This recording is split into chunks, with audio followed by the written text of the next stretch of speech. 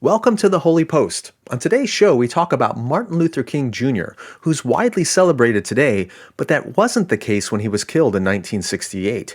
Esau McCaulley's written a new editorial explaining why King is popular today, and it may be because we cherry-pick just a few of his quotes about race, but conveniently overlook his more controversial sermons about poverty, justice, and reparations. We talk about what does it mean to take King's words seriously today. Then, scientists have discovered the enormous psychological benefits of awe, the simultaneous feeling of overwhelming wonder and one's own insignificance. But are they simply affirming what every religion has already known forever? And why have evangelicals given up on more awe-inspiring worship and architecture? Plus, the remarkable longevity of a long-lost turtle. Two quick reminders before we jump into the show. First, this is the first episode where we are splitting the news content from the interview. So this episode is just me, Phil, and Christian talking about these issues and articles, and then in a few days you'll get another episode that has this week's interview. And then secondly, a reminder for our Patreon supporters that there's a brand new episode of Christian Asks out this week where we begin looking at the Lord's Prayer and what it really means and how to apply it to our lives. If you're not a Patreon supporter of the Holy Post, go to holypost.com and click Support Us to get access to all that great bonus content. Okay, here is episode 544. Hey there, welcome back to the Holy Post podcast. I'm Phil Vischer. I'm here with Christian Taylor. Hi, Christian. Hey, Phil. And good to see you. Sky Jatani. Good to see you too. Hi, Sky. Hi, Phil. Hi, Christian. Hi, Sky. Sky just got back from somewhere. Where were you, Sky? I was in Phoenix. And before that, I was under anesthesia. Oh, that's right. Mm-hmm. So that was kind of like taking a trip. You did the fun. You'd had the fun thing that people get to do when they pass 45. I did. It was loads of fun. A hoot, as they say. I was under anesthesia, too. Did we do it at the same time, I wonder? No, I think yours was earlier. For those who don't know, I had a colonoscopy. And Yeah. Christian, you had surgery on your foot. I did. And how did that go, Christian Taylor? Well, I'm just now able to kind of stand on my foot in a boot, but otherwise I Good. was scooting around my house, and my funniest moment was when I went to scoot the very first time, and my youngest son said, "Go, Speed Racer, go!" And so every time I got on my little scooter, I could hear him say, "Go, Speed Racer, go!" That made me really happy. That is fun. That's lovely fun. And you're recovering on schedule, it appears? Yeah, I am. My wobbly bone in my foot doesn't feel so wobbly anymore. So Hey. I just need to learn to rewalk. Hey, let's hear it for medical technology putting wobbly bones back in their place. Yep. That's Good stuff. fantastic. And now it's time for the theme song. What's the news that you like the most? Who's your favorite podcast host? If it's breakfast, get your toast. It's Sky and Phil and the Holy Post. Sky and Phil and the Holy Post. And sometimes Christian. Okay. We haven't done this in a while. We did we did butt news last week or the week before. I don't remember which. So we're good there. We haven't done animal news in a while. Oh, my favorite. Yeah, it's time for some animal news. Have you ever lost a pet? Have either of you ever lost a pet? I have lost a pet. Like, you mean have a pet die or No, a pet go run missing. away? Like lost. Yeah. I lost. I also have a pet that was poisoned. That was really sad. And then one time, I actually stepped on a puppy that I had, which was really, really terrible. So I he was really, really lost. I don't think anybody wants to hear puppy stepping stories. Come on. Don't. I can't believe I brought that up. Please, go ahead, Phil. Come on, man. So when I was a kid, I had a newt, and my newt's name was Hubert. And Hubert the newt, I lost him because I changed his water and I filled his jar too full. And he was able to climb out, and he disappeared into our house, and we found him like 2 years later when we moved. And he was a little newt potato chip by then. He was just a little newt crisp. So that was sad. Yeah, that's just as bad as my story. Oh, it's not, because he was a newt. Newts aren't puppies. They're just slimy little tiny things. So a family lost their family pet in their house, didn't realize it had not left the house, found it again 30 years later. It was still alive. What was it? Was it a snake? Oh, that would be great, wasn't it? Oh, a family in Brazil had a pet tortoise. Oh, They wow. they had a pet tortoise. His name or her name was Manuela. Manuela the tortoise, they thought, got out of the house when some electrical work was being done on the house and someone left a door open or something, disappeared. They looked for Manuela. They could not find Manuela. They mourned Manuela. They said goodbye to Manuela. They went on with their lives. They went on with their lives for 3 decades. 3 decades later, the patriarch of the family died.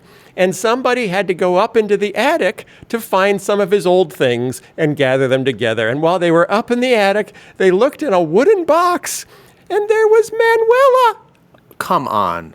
How in the world is that possible? How did it survive in a wooden box?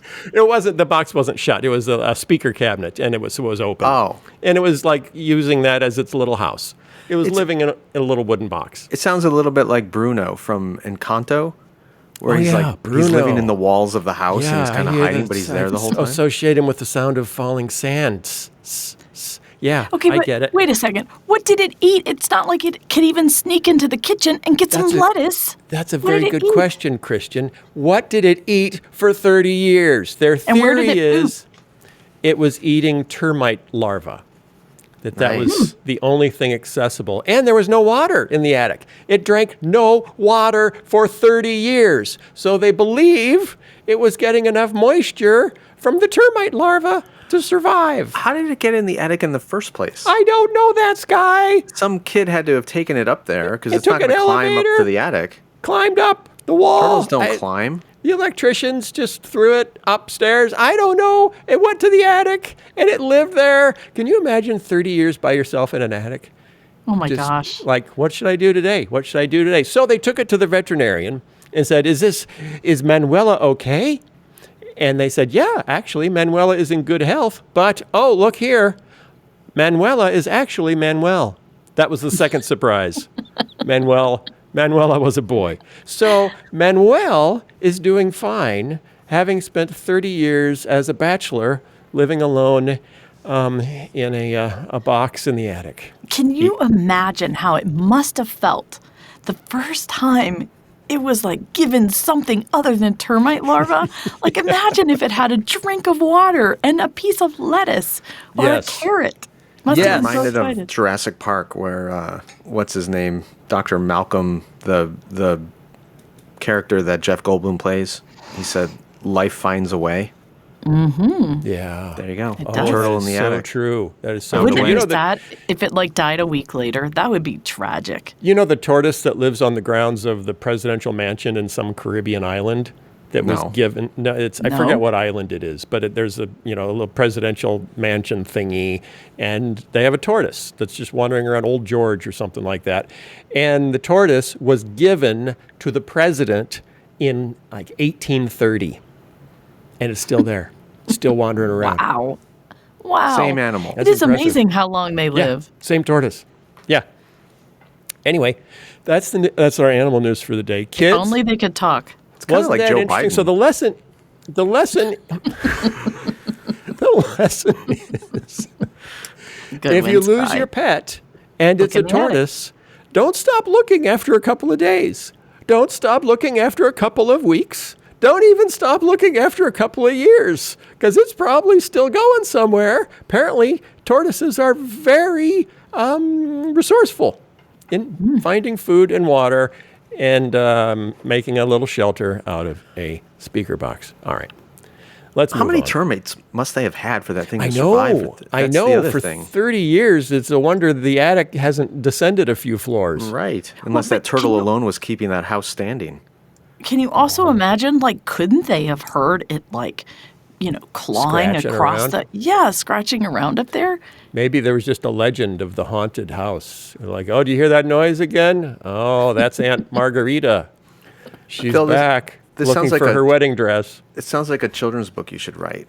There's a I turtle agree. in the attic. Yes, the turtle in the attic. Or it could be a Roald Dahl book, and it could be kind of creepy. Yeah. Ooh. I'm sure there's Sky? a good moral of the story you could come Yeah, up with. Sky, though. sermon illustration? Sermon. Oh, I wasn't prepared for that. Hold on. Sermon illustration: 30-year-old turtle in the attic. Da, da, da, da. Nothing is lost forever. Right? New heaven, new earth. Is that what it's Yeah, about? that kind of thing, and that. And heaven will come down from earth to earth like a turtle descending from the attic. The attic. I got a better one. Yeah, but I mean, there's in Christian. Luke's gospel, Jesus tells those three stories of lost things: the lost coin, the lost sheep, the lost son. This is the lost turtle. Yeah, the prodigal tortoise. Right. Christian, what do you got? Mine is that God knows your needs and he will provide them. Even if it's just termites in the attic for you to thrive. Okay. Termites Or, in the attic. Riffing on that, Yeah. most of us would consider termites in our attic a terrible thing, but to a lost turtle, It's a blessing. one man's termites is Exactly. another man's treasure. It's a blessing in Exactly. disguise. Both your food and your water come from the termite. Okay, we're going to move on now. Thanks, everybody, for allowing me to go there. It is, as we record this, Martin Luther King Day. Our friend Esau McCaulley wrote a piece in the New York Times, the kind of revolution that Martin Luther King Jr. envisioned. 4 days after he was shot, Reverend Martin Luther King Jr. delivered his last Sunday sermon at the Washington National Cathedral in Washington, D.C. It was entitled Remaining Awake Through a Great Revolution. The sermon is an opportunity, if you read it today, to encounter the real king, who is too often obfuscated by politicians who use his legacy to support their own agendas. They contend that King was colorblind, when in fact his policy aims were unapologetically color conscious. King believed that too many Americans, especially those in its churches, were also snoozing through a time ripe for transformation. He often focused on the financial impacts of white supremacy and the need for America to make amends for its exploitation of black labor. I read another piece talking about how his popularity dropped significantly between 1966 and 1968, or was it 64 and 60? I forget. Maybe 64 and 66, because he had gone from just the bus boycott and standing up for civil rights to demanding some kind of economic, equality solutions, demanding jobs, housing, and that started to sound communist. And he also came out against the Vietnam War, which also made us think he was a communist. So his popularity dropped dramatically in about 4 years. Having said this, this morning, to kind of illustrate this point, Ben Shapiro tweeted this morning in honor of Martin Luther King, "Every Martin Luther King Day, we are treated to a bevy of think pieces on how the only way to achieve MLK's dream is to embrace group redistributionism and racial discrimination. MLK may have made such arguments in 1968, but that simply isn't the dream or the pathway we celebrate him for." Which is true. That is absolutely true. Many Americans do not celebrate Martin Luther King for what he actually said. That's true of Jesus also. It is. True of Jesus. It's actually true of Phil, if you think about it. Phil? Wait, what? I don't. Do we people don't- celebrate Phil as Americans? People don't celebrate what Phil's saying these days. They are kind of celebrating what they think Phil was saying all along. Or not celebrating what they think I said. For African Americans, justice has always been more than affirmations of our worth. Justice encompasses economics and makes demands on our pocketbook. This is Esau talking. It was precisely King's analysis of the economics of racism that made him controversial while he was still alive. He also believed the United States had a moral obligation to attend to suffering people beyond its borders. He said in this same sermon, "We are challenged to rid our nation and the world of poverty. Like a monstrous octopus, poverty spreads its nagging, prehensile tentacles into hamlets and villages all over our world." And then McCaulley says, while the distortions of a resurgent Christian nationalism give theological cover to valuing American lives over others, including when politicians use migrants for political props, we need to remember King's global vision. It was rooted in his understanding of a Christian faith that focuses its attention outward toward the hurting. One of the more shocking turns in Christian discourse today has been the ability to turn transnational concern concern into a reason for suspicion rather than a manifestation of God's wide-ranging affection. So the accusation of being a globalist is how we respond to concern about people in other places, or wanting to help the Ukrainians is a concern for not putting Americans first. And I do see this a lot where on one side of the aisle everyone wants to praise Martin Luther King, so we just pick what part we want to praise him for. And there are a lot of people. I just retweeted my first race video today because it's been a couple of years and it's Martin Luther King Day.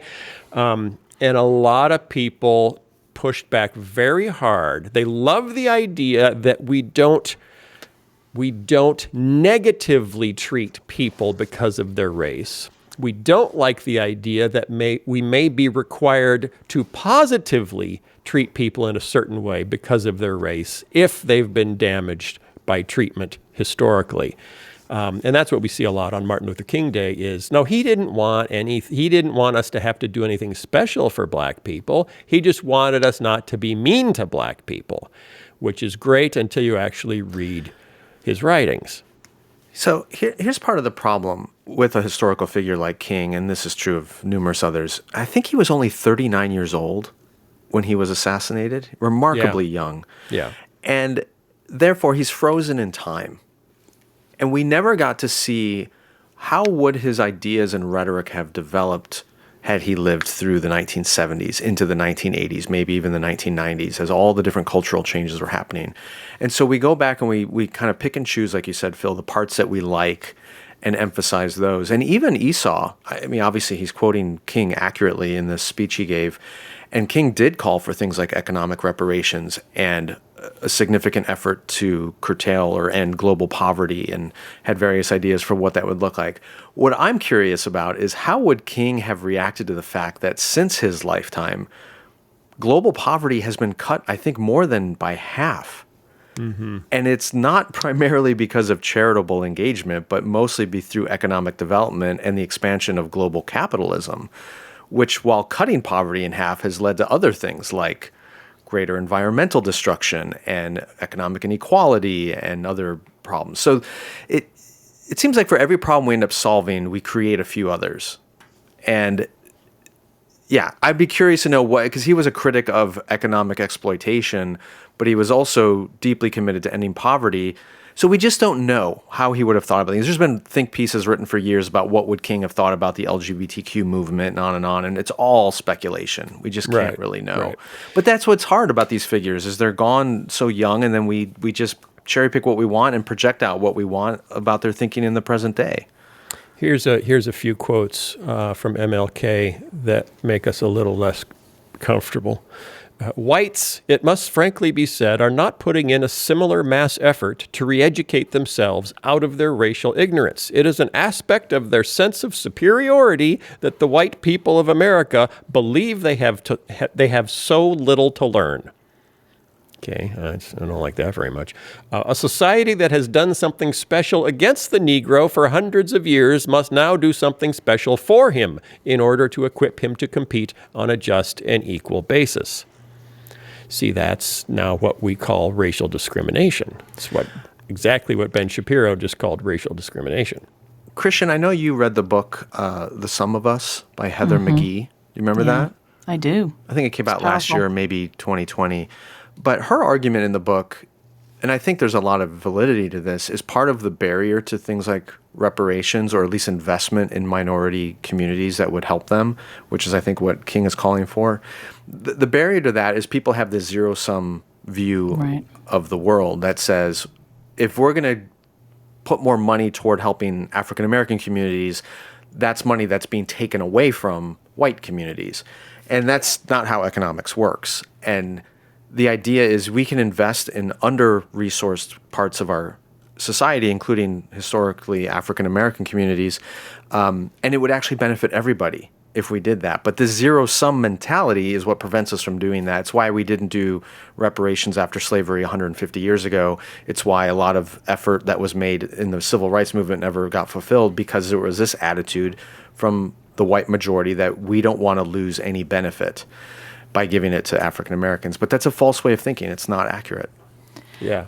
I struggle with, I understand that reparations, trying to figure out what that would even look like, seems to me the most difficult part.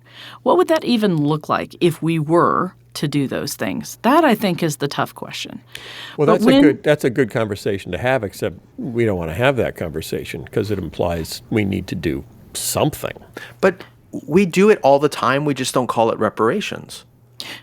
We do it all the time when we gave the GI Bill was reparations. It was reparations for soldiers who had given part of their time and life to fight the war. We just didn't give that same benefit to most black veterans. Or when we did redlining, the federal government gave discounted home loan rates to white homeowners, but we didn't give it to black homeowners. So what would it look like, Christian? It looks like doing exactly what we've been doing for white communities for 150 years, but making it available to black communities in a special way, offering greater incentives for college education, for starting businesses, for home loans, things like that, to historically impoverished or under-resourced African-American communities. But when we do that, people flip out and lose their minds because they say, well, that's racist. But they don't say it, or they didn't say it for the 150 years where we did that and excluded black communities. Well, and I didn't get to finish kind of my thought before, which really is, I mean, I understand, first of all, I think reparations is a dog whistle, and it has all of these other things attached to it, and so it doesn't let us get deeper into the conversation. But I don't understand how we can look back at all of the things that we did choose to do, and the GI Bill is a perfect example, or not allowing black soldiers to live in certain communities when they came back from the war. There were actual things that we did. I mean, we gave land away to white people who would go west. I mean, that was something that I really learned. I mean, I knew it before, but I didn't think about it in the context of, sort of the racial divide of what, these white people were given. Or I just think when you look at our policies in the past, whether it was employing slaves or whether it was, the advantages that we did give to the white community, I don't understand how you can sit here and say that the white community did not have advantages and did not disadvantage black communities. Like, is that not an obvious thing? Yeah, but first of all, we can revise history so we don't see the handouts we got. The highway system was a huge government subsidy of white suburban America. It made white suburban America possible. And then we redlined those areas so that it benefited only whites in suburban America. So I'm thinking, the GI Bill, the Homestead Act, it goes on and on. The subsidies for farms when African Americans weren't given farms. Who does that benefit? Well, it doesn't benefit African Americans. So, over and over again, our system has operated in such a way, whether explicitly or, implicitly, that it benefits white Americans and disadvantages black Americans.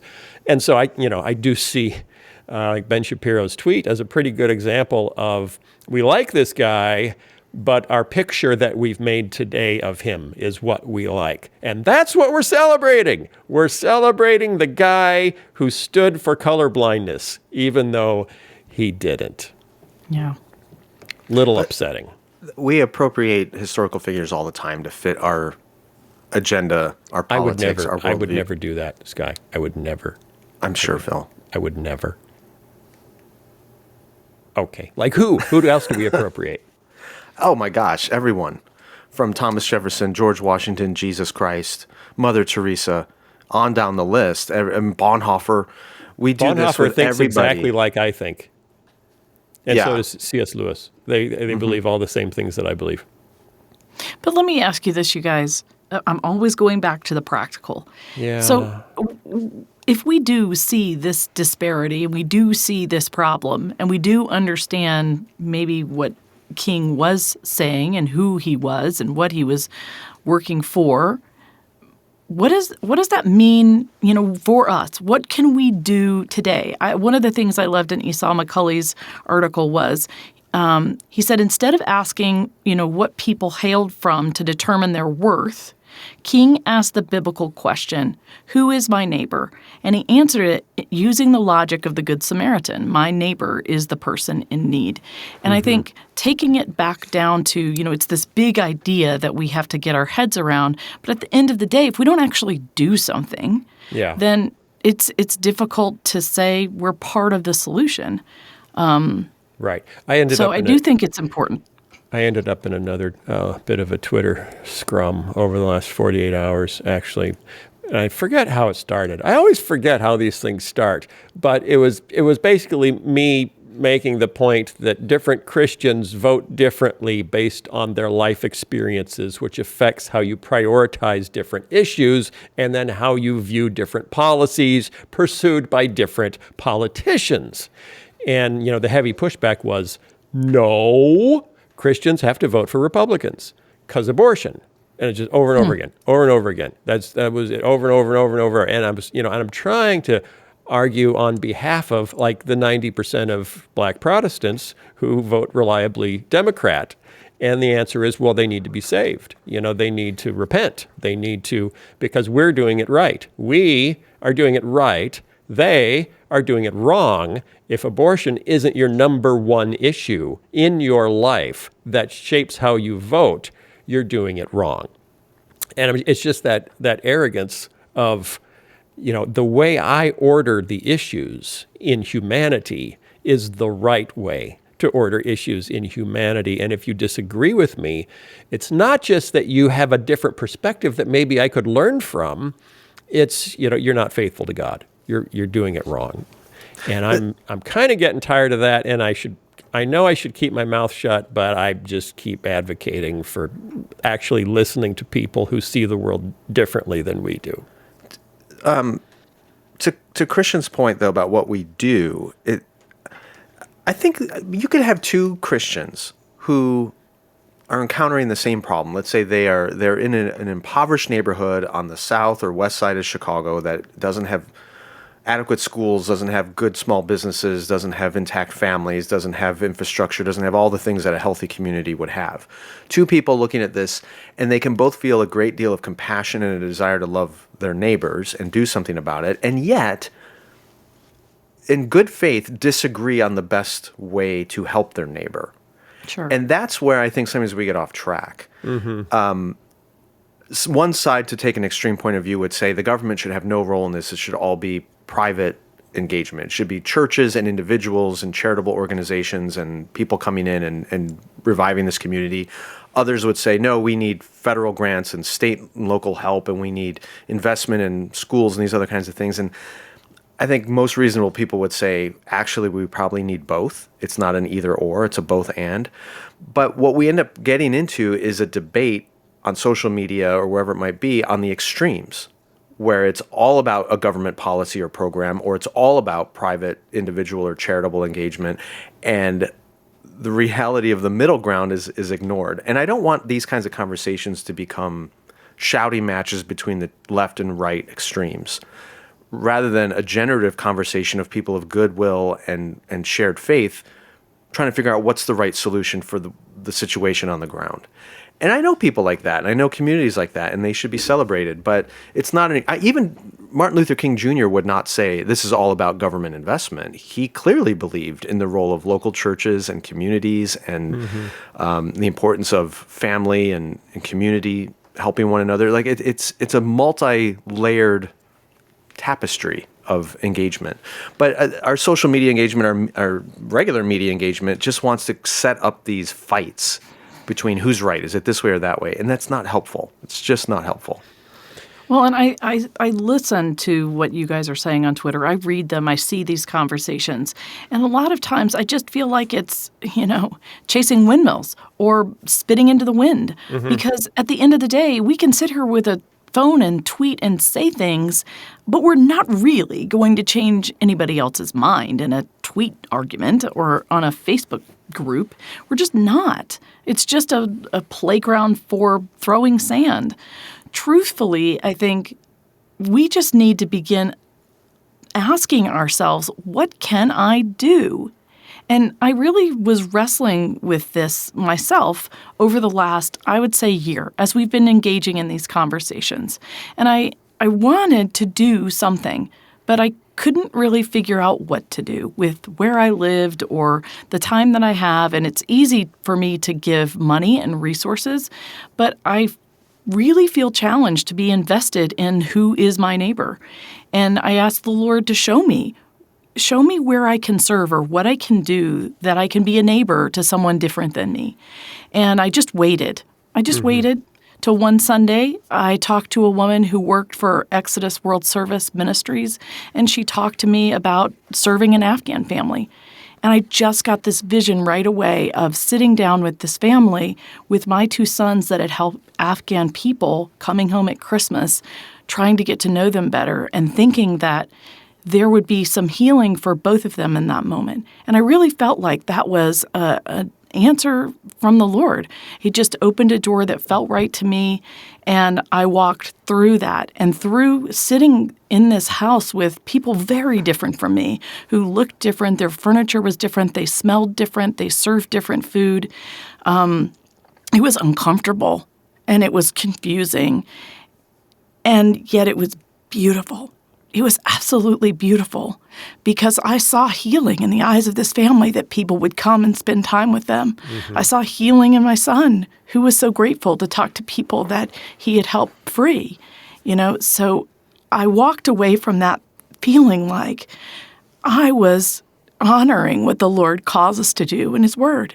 And there was something so much more satisfying in that than making a tweet on Twitter. Right. And so I'm not saying, Phil, that what you're doing is wrong. I think you're called to do whatever you're called to do.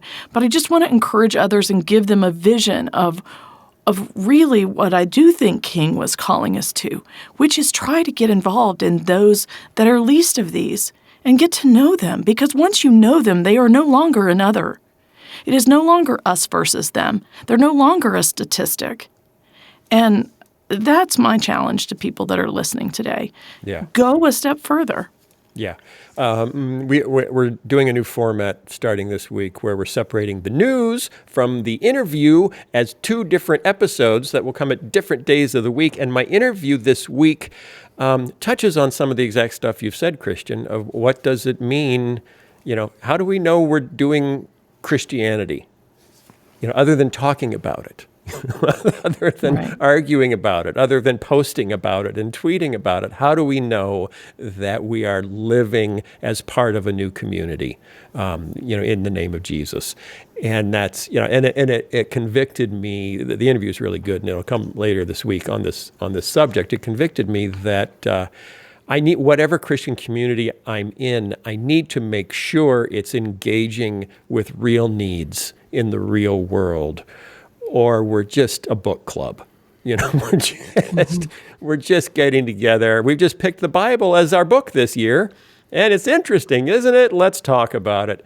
And if you never get past that, and I'm guilty of that because I live in my head, and I tend not to live as much with my hands in the world. I live with my head and ideas, and I like to read things and then discuss them and debate them.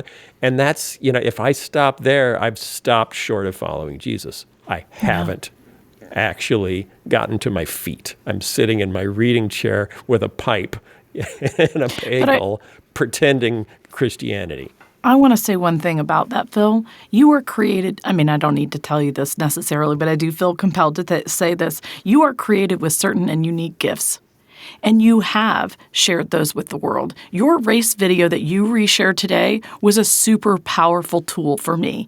And so if anybody is listening to this and thinking, you can't, not going and serving the poor is not following Jesus, I think you're a wonderful example, Phil, of using how God specifically gifted you to make a difference in the world and to cause people to think. So we are all, Sky has his own way. It's not going to look the same for everyone. So I do think you are living the Christian mission. Thanks for that. I do feel like it has to come out in community, though. It can't, That's true. I can't be a hermit.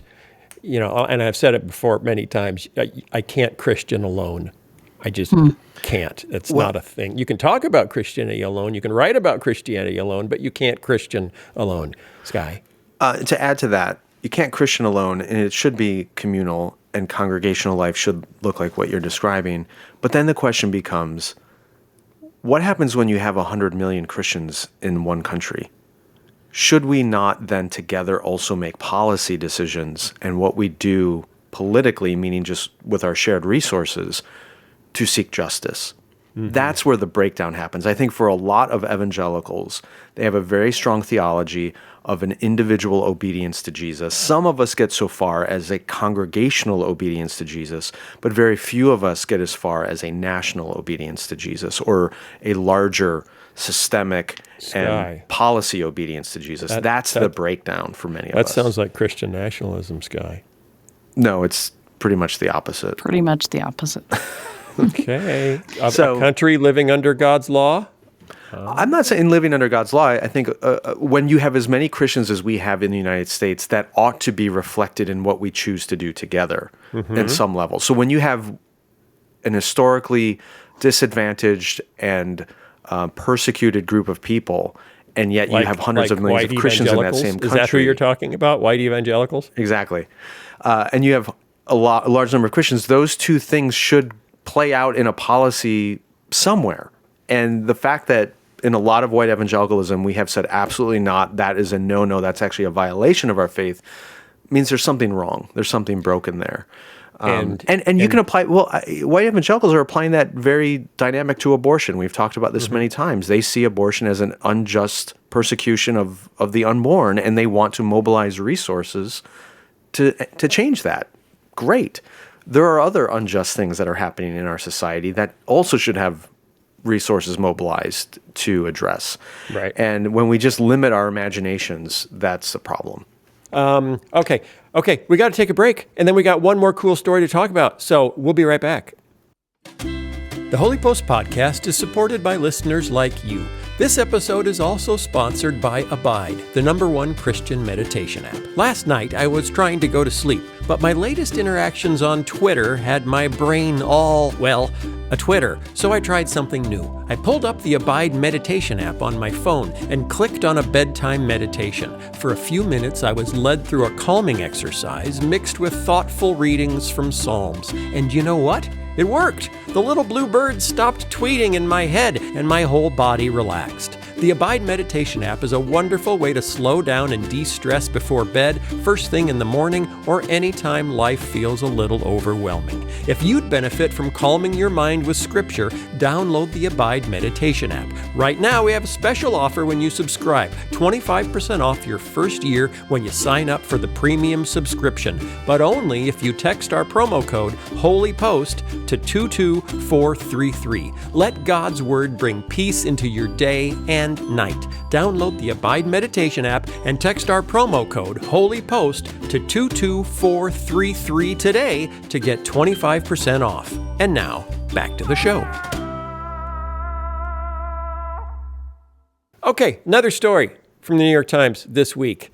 How a bit of awe can improve your health. You might like this story because it has nothing to do with politics. It has nothing to do with Donald Trump. It has nothing to do with Twitter. News of the butt. Yeah, nothing. That's not why they like it. Butts are awe-inspiring. What are you talking about, Christian? Butts are awe-inspiring. How a bit of awe can improve your health. Awe, and not awe, look at the puppy, but awe. This is amazing. Experts say wonder is an essential human emotion and a salve for a turbulent mind. I sometimes have a turbulent mind, I must admit. Awe is the feeling of being in the presence of something vast that transcends your understanding of the world, says Dr. Keltner, a psychologist at the University of California, Berkeley. He has a new book called Awe, the New Science of Everyday Wonder and How It Can Transform Your Life. Experiencing awe comes from what Dr. Keltner has called a perceived vastness. He writes that awe is critical to our well-being, just like joy, contentment, love, and termite larvae. His research suggests it has tremendous health benefits that include calming down our nervous system and triggering the release of oxytocin, the love hormone that promotes trust and bonding. If you're in awe of something, you'll make more love hormone. That's fun. Sky. Insert joke here. My husband would be happy.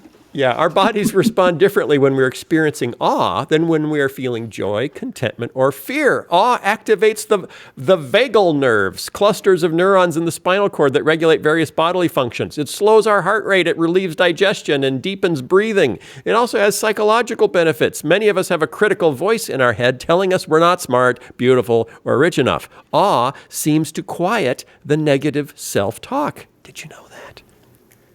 Mm-hmm. That's amazing. Awe is the absence of self-preoccupation. So, awe is good. What did you find interesting that was completely missing from this article, Sky? Okay, but before I go to that, I just want to, let's affirm what's good. Let's affirm what's good. In my first book, The Divine Commodity, I wrote a chapter that kind of deals with this. And if anyone's ever read that book, and there's a few dozen of you out there in the world, I think. It's good. There's a story of Vincent van Gogh, who used to, when he was young and a thunderstorm would come rolling into, this is when he was living in Belgium, I believe, he would go out in the middle of the fields during a thunderstorm and just stand there. And it was because of the sense of awe that he would have. And what I kind of paint in that chapter is, and there's some research to back this up, that awe might really be what separates human beings from animals. The ability to look up at a thunderstorm or a star-filled night sky and feel that sense of smallness, that sense of vastness and wonder. There's no evidence that any other creatures on Earth have that experience. A chimpanzee does not look up at the night sky and feel awe and wonder. And that is what leads us then to both be creative, like a Van Gogh, but also religious. And so this is like a universal human experience, and it's why every civilization, every people group, even the most isolated people on some little island somewhere, all have religion, because it's the product of that sense of awe that there's something greater and more meaningful in this world than ourselves. Which leads to the negative side of this article, which I found fascinating. I mean, this is written by, or it's coming from a book from a professor at Berkeley. Not exactly shocking, but there's no mention of religion in this article at all. And it's all science. It's all just, we've proven that awe is good for you. And it's so go to the Grand Canyon. Yeah. I mean, it's just, the thought that came to me, it's like, imagine going on Shark Tank with these investors and saying, listen, I've got the greatest idea. We want to open up a series of stores around the country, and we're going to take these rolls of bread and we're going to slice them in half, and we're going to put meat in there and some vegetables and some flavorful sauces, and we're going to sell them to people all over the country. And the Shark Tank guys would have been like, yeah, it's called a restaurant. That's called a sandwich restaurant. We've got millions and millions of them all over the planet. And you think you just invented it and you want us to invest in it? Are you nuts? Like, that's what this guy is essentially saying, that we have figured out awe and wonder is good for people. It's like, there is a religious outlet on every corner of every town on this planet that is trying to help people experience exactly what you think you've just discovered. And you want a Nobel Prize for this? It's like the most obvious thing in the world. And the scientists have just climbed the hill and realized that every religious tradition is already there. You have heard the amount of nuns that are in the United States now. There aren't people going to churches, so maybe this is new information for them. But the fact that they don't reference the fact that this has been a universal human experience in every civilization, there may be a lot more nuns, you're right, Christian, but this is not a new invention, this sense of awe and wonder, which is precisely what every human religion is providing. Are they, though, saying that they've just discovered this thing called awe? Or are they saying that they've just discovered this thing called awe has real physiological benefits? That's what I thought they were saying. Exactly, but we've also known that talk to anybody from a religious tradition who has stood in a cathedral, who has climbed a mountain and offered a Tibetan prayer, anybody who has experience meditation, all these different practices in different religious traditions, and they all say this is deeply therapeutic. It is good for my well-being. This is not new. Yeah. And maybe they have scientific language around why it's beneficial, but it would have been a different article if they said, hey, this has been part of the human experience since before there was written language, and now we've kind of got some scientific reason to explain why. But they just ignore this as a religious phenomenon that's always existed, and they say things like, go take a walk in nature and try eating at a restaurant you've never gone to before. I'm like, what the hell are you talking about? You go to a church, you go to a cathedral, go to a synagogue, go to a temple. I don't care where you go. You're going to experience awe. I've been in Muslim mosques in the Middle East, and I have experienced awe because the architecture and the art is stunning and beautiful, and that's what that does. So I'm sorry, I'm ranting, but this is really ticking me off. I think you're being overly agitated. I'm super agitated. A little bit. Sky, we don't swear on the podcast, Sky. I just did. I know, and I didn't even hear it. What did you say? I apologize to America on behalf of Sky.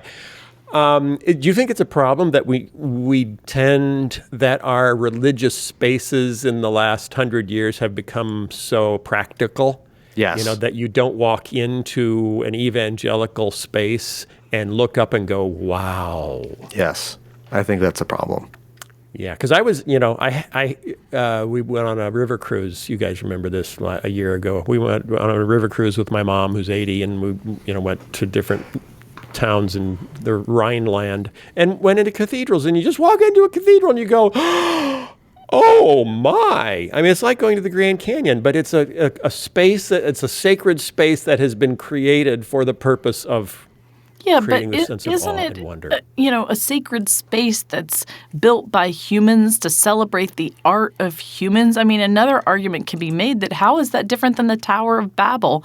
Let's see what we can do. Let's build the biggest cathedral with the most stained glass windows. And celebrate what man can do. Cathedral building also became a boastful pursuit, so that's not necessarily it. But there are still religious communities that will commission an architect and say, we want a special space, not simply the biggest possible space for our budget. We want a special space. And in our tradition, we tend not to do that very often. Okay, I no doubt any human endeavor can become idolatrous. That's just the nature of things. Apart from architecture and creating awe-inspiring spaces for worship, you two are both filmmakers and storytellers.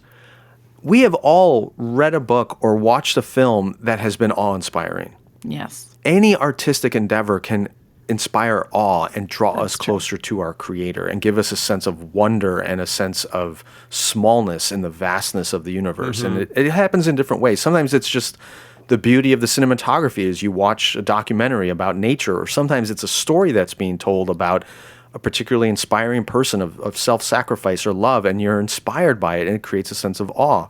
So all human artistic endeavor, space, storytelling, visual arts, music, all of that can be used to inspire awe. Now, the evangelical tradition has particularly lost the sense of space as being awe-inspiring and sacred, but it hasn't lost the awe instinct entirely. It still does come through in other things we do. But it needs to be big band affirmed service, and rock concerts. Well, for some people, I suppose. It's not the same for everyone.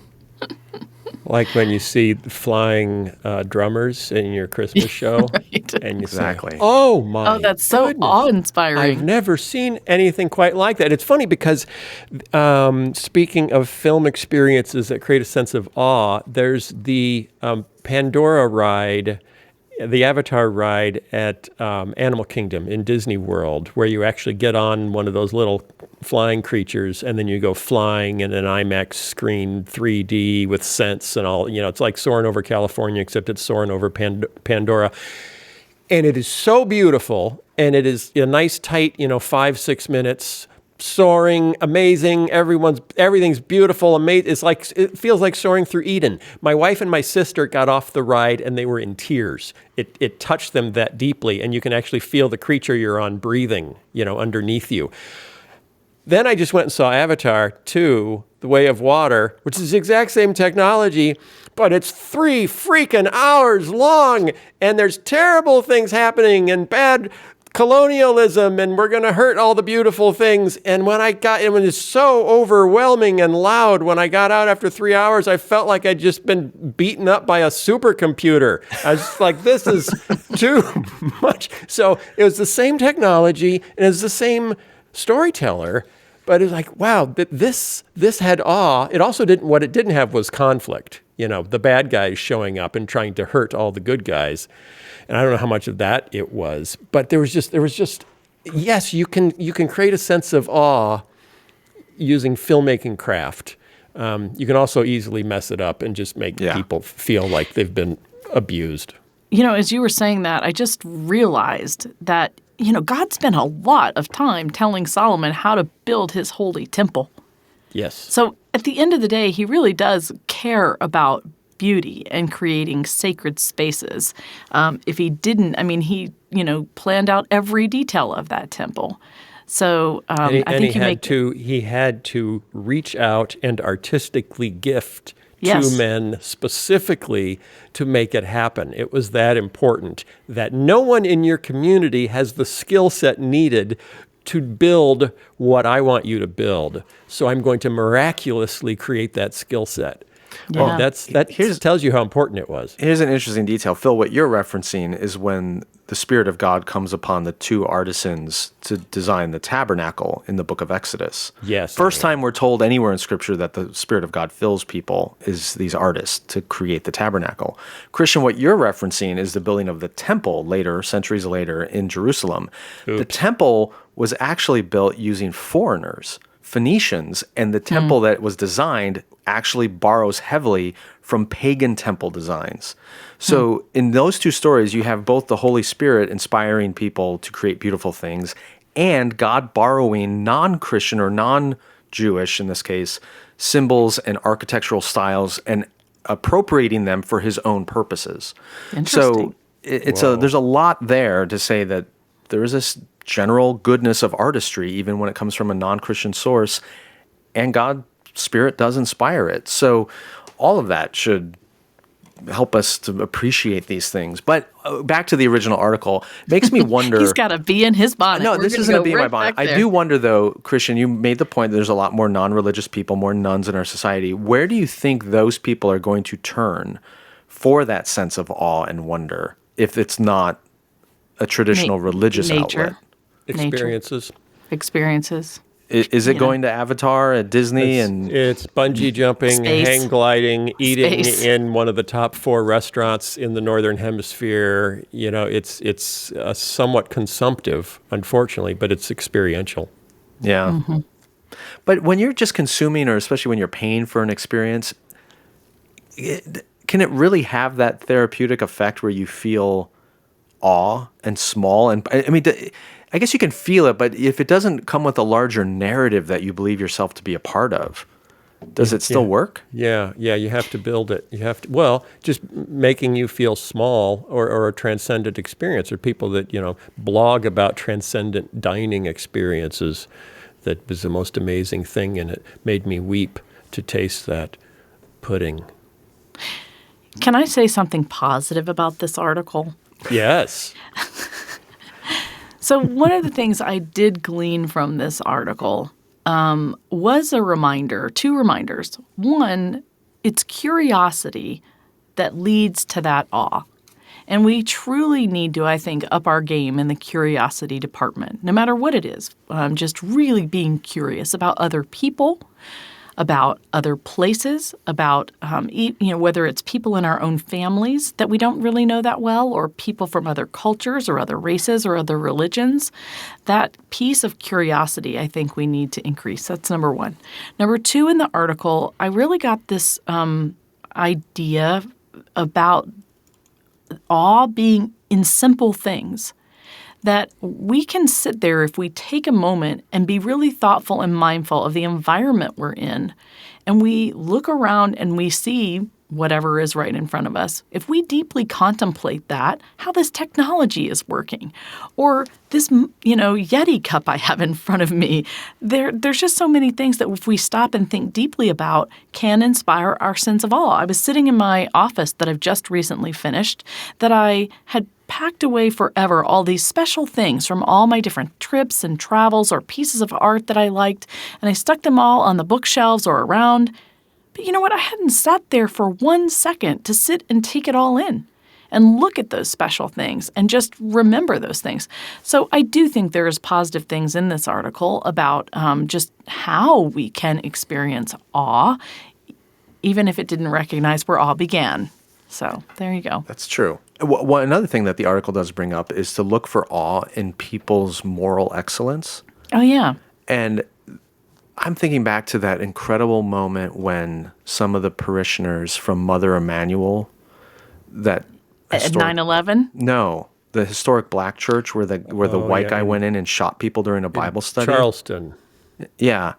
And those parishioners forgave him for this horrifically evil, racist murder. And when you listen to their testimony, as broken up and distraught as they were, and yet reflecting the character of God and forgiving this terrible person for what he'd done, like that kind of moral strength is awe-inspiring.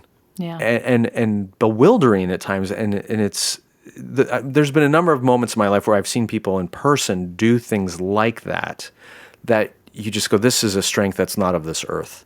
And when you encounter it, you feel small. And it's an incredible thing. I think this is what people experience with Jesus all the time, and why they reacted to him the way they did. So there are ways you can find this, not just in a cathedral or on a mountain, but when you see the life of Jesus reflected in someone else. It's just it's a wonderful thing. Right. So there can be awe in testimony. Yes. In hearing someone's story and just being stunned by the goodness of it. Seeing the goodness of God in human hands is a way to generate awe. Okay, so what have we learned? Awe is good. It's actually good for you. People need it. Stop looking at your phones. Look up, look around, look into the lives of others and see what generates awe, and then share it with your friends. And we'll be back later this week with an interview where we talk about some really interesting stuff. So try out the new format, see what you think, let us know if you like it, and we will be back again in a few days. Goodbye.